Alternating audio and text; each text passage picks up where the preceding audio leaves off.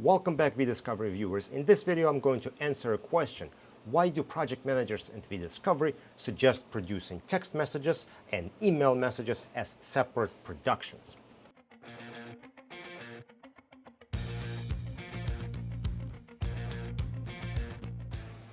Now, when clients finish reviewing their documents, they create either a tag or a saved search and pass it on to our project management team saying, here are the documents that are ready for productions. If our project managers see that collection contains email data and eDocs, as well as text messages, they will make that recommendation. Let's create two separate productions, one for emails and eDocs and the other one for text messages. So why would they do that? The first reason is fields. Those two data sets have completely different fields.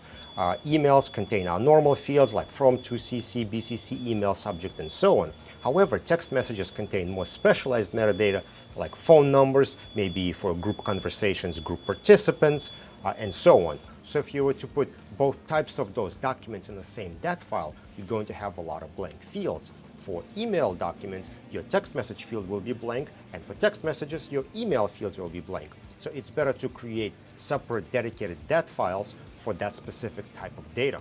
Now, the second reason for that is how this data is going to be loaded by a receiving party. Now, if they receive a normal production, they'll just load a DAT file as normal and extracted text, and natives will be linked or loaded, and they'll be fine. However, when they're receiving text messages, they may be produced in different formats. So, for example, if somebody wants to use Relativity's new text message format, RSMF, you can't load that with a DAT file. That has to be loaded through processing. So if a company were to produce RSMF files, they cannot include them into a DAT file. They have to be stored as a separate eDocs and processed by a receiving party.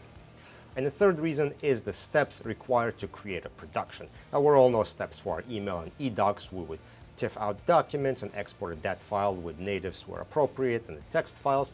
However, with text messages, it is not as clear. Some people like to TIFF out text messages. However, that creates a very, very inconvenient format for the receiving party, and we feel like that's not a great way of producing documents. So what we recommend is assigning Bates number to every text message and then exporting them out to a DAT file or an Excel, and then just creating links for all the native files. That creates much more convenient format for a receiving party, and they'll be able to load that data easier. There you have it. The data types are very different from the fields they used to the process required to get them to the production. And that is the reason why we recommend keeping them as separate productions. Thank you guys for watching this video. Don't forget to follow vDiscovery on social media networks listed on your screen. And for previous videos, check us out on YouTube.